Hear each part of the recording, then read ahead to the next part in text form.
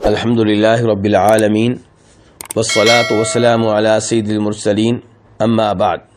اس میں کوئی شک و شبہ نہیں ہے کہ اولاد بہت بڑی نعمت ہے، اور اس نعمت کا احساس ان لوگوں کو ہے جن کے پاس یہ نعمت نہیں ہے، جو اولاد کی نعمت سے محروم ہیں۔ اس سے یہ پتہ چلتا ہے کہ وہ لوگ جن کے پاس اولاد ہے انہیں چاہیے کہ اللہ کا شکر ادا کرتے رہا کریں، اور یہ شکر زبانی بھی ہو کہ اس اولاد کی نسبت ہمیشہ اللہ کی جانب کریں، عملی طور پہ بھی ہو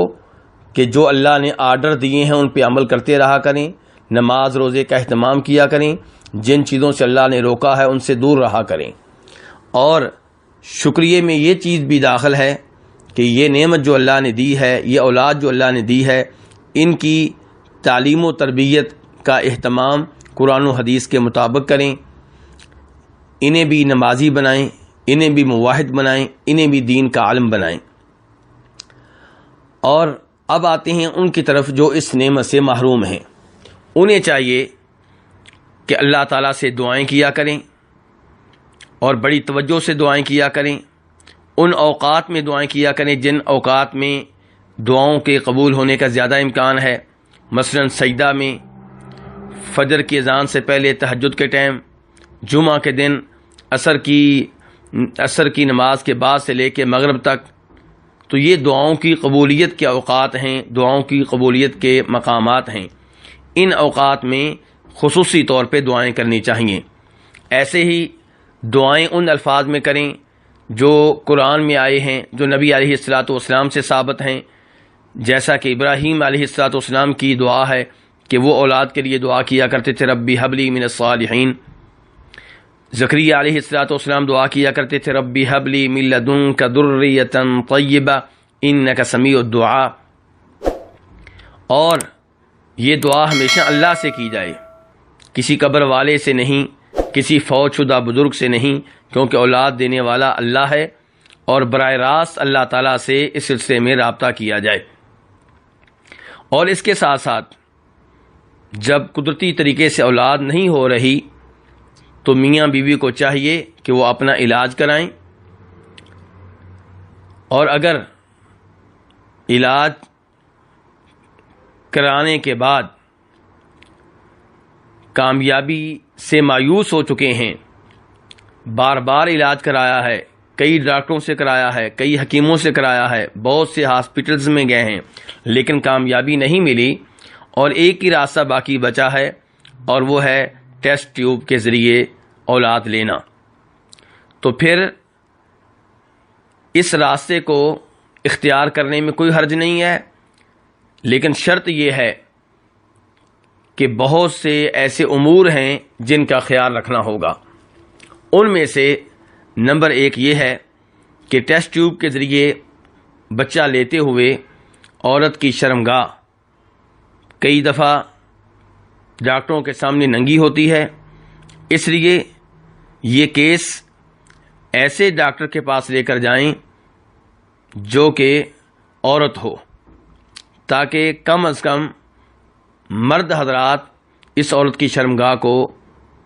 نہ دیکھیں۔ دوسرے نمبر پہ، جس ادارے میں، جس ہاسپٹل میں آپ کیس لے کر جاتے ہیں وہ با اعتماد ادارہ ہو، وہاں لوگ امانت دار ہوں، خیانت کرنے والے نہ ہوں، گڑبڑ کرنے والے نہ ہوں، کیونکہ یہ ایک نازک کیس ہے۔ کئی دفعہ ڈاکٹر حضرات اور ہاسپٹل کے مالکان شہرت حاصل کرنے کے لیے جب یہ دیکھتے ہیں کہ ان میاں بیوی کے مادہ تولید سے حمل ٹھہرنا ممکن نہیں ہے، تو وہ ان میں سے جس کے مادہ تولید کو کمزور سمجھتے ہیں اس کی جگہ پہ کسی اور کا مادہ تولید لے لیتے ہیں، اور یہ غلط ہے، حرام ہے۔ تو اس لیے پہلے نمبر پہ ڈاکٹر عورت ہونی چاہیے، دوسرے نمبر پہ ڈاکٹر با اعتماد ہو، امانت دار ہو، گڑبڑ کرنے والی نہ ہو، تیسرے نمبر پہ یہ یقین کیا جائے کہ مادہ تولید منی اور نطفہ مرد ہی کا ہے، خامد ہی کا ہے، کسی اور مرد کا نہیں ہے۔ چوتھے نمبر پہ جو انڈے ہیں وہ عورت ہی کے ہیں، اس عورت کے جو اس خاوند کی بیوی ہے، کسی اور عورت کے نہیں ہیں۔ اور پانچویں نمبر پہ جب مرد کے مادہ تولید کو لیا جائے، منی کو لیا جائے، اور اس جانب سے اس کی بیوی کے مادہ تولید اور انڈوں کو لیا جائے، تو ان دونوں کو ملا کر اسی عورت کے رحم میں داخل کیا جائے